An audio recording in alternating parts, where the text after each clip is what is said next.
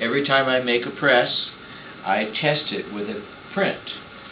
This particular press is going to an artist who commented when he bought it from me that he was interested in fine line etchings and dry points in the manner of Rembrandt. And so for his test, I decided to do a little dry point and etching combination to suit his style.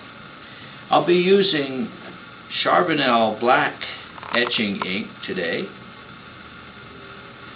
with a little bit, a drop or two of plate oil. This is number 00 burnt plate oil. I might use some talcum powder if my hands get too sweaty. And I'll be printing on paper that's been in this damp book now for several hours this morning. I might warm the plate periodically on this hot plate, which is actually an iron on its back, so that I can get some warmth on my plate to make the ink softer. To get started, I'll put out a little bit of ink. I'll use a spatula to work the ink up a little bit before I start. I'm going to put 1 drop of this burnt plate oil in, just to make it softer. The more oil you put in the ink, the more tone will result. And here we go with inking up the plate. This is a little piece of rolled up felt that's been rolled up in a little tube. This is called a dolly by the French, which I think the word for dolly is la poupée. So this is called inking the plate à la poupée. Now, because it's a dry point,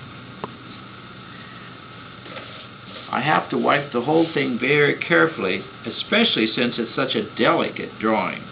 You can just barely see it coming up.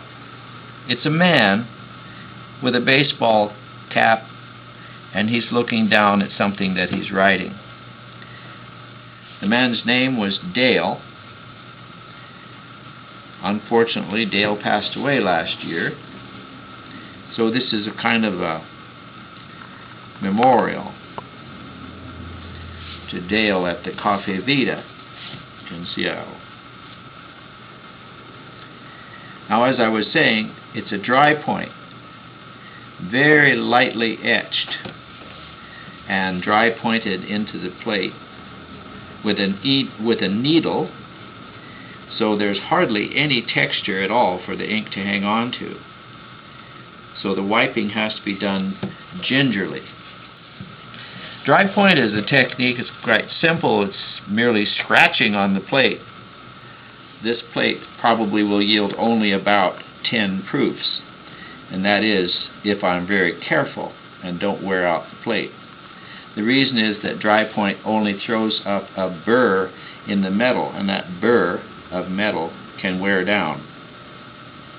Now, as my hand gets a little greasy from the oil and the ink, I need to use a little bit of talcum powder. Oops, that's way too much, but just to kind of keep my hand to not have it so oily and sticky.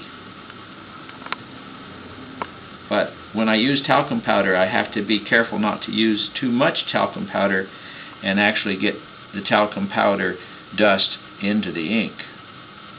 This wiping technique, by the way, is called the hand wipe for obvious reasons, and I believe in French they call it coup de main. This is only the second proof I've made of this plate. We call these early proofs the trial proofs. Clean my hands, remove my gloves. I'm going to warm the plate just slightly and get my paper out. This paper is called Arche Satin, or satin. It's a white paper, and as I said, it was soaked in water and then put in this damp book with newsprint interleaving just to kind of make it soft and pliable. The Mini Halfwood press is designed to use two felts, called a roller felt and a sizing catcher felt. The rollers are 1.5 inches in diameter, and you adjust the pressure with these pressure screws. I start out by taking it all the way down to the press bed, the flat thing, or platen, and then I count back 1, 2, 3, 4, 5, 6, 7, 8 about. That gives me room to start the felts under the roller.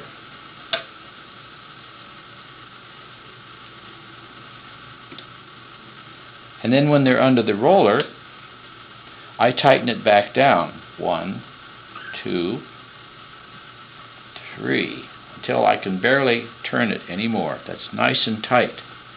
The plate itself is only 22 gauge, very thin, less than 1/32 of an inch thick. And then I place the paper.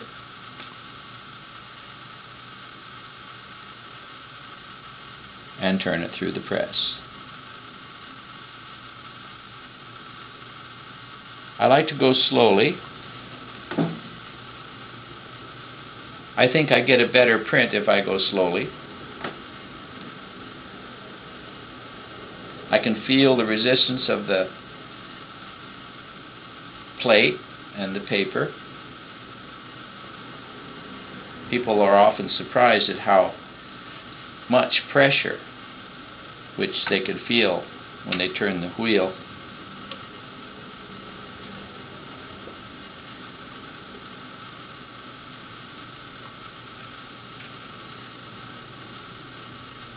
And there's the first proof.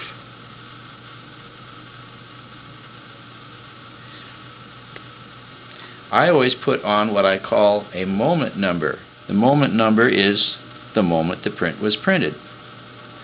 This is 2009, January 30th, and it is 11:50 a.m.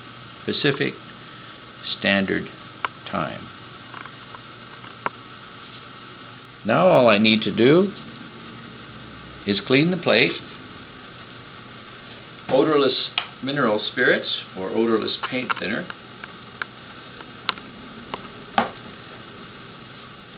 And then, along with the print,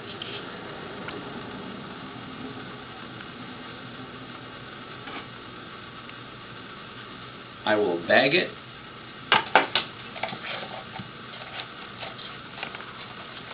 along with other little artifacts that were made that I used in making the etching. That will go to the owner so they can have evidence of how the print was made and maybe even try to copy the method. Along with that will go the DVD called the 1-Minute Printmaker, and also the DVD showing this same test.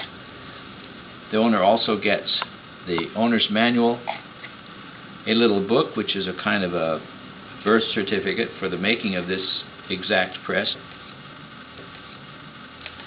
The owner gets an Allen wrench just in case the wheel ever works its way loose. And the owner gets a little test plate, a brand new piece of copper to test. And 2 postcards. The box itself comes with the press and has a certificate of authenticity pasted to the underside of the lid. The owner gets brand new felts. I'll take out the old test bed that I use and replace it with a brand new bed.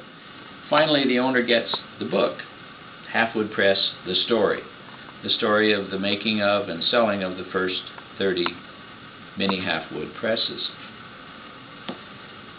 It all goes in a box, bolted down to a shipping board, and that goes into the cardboard box, and I'll send it to Hawaii today.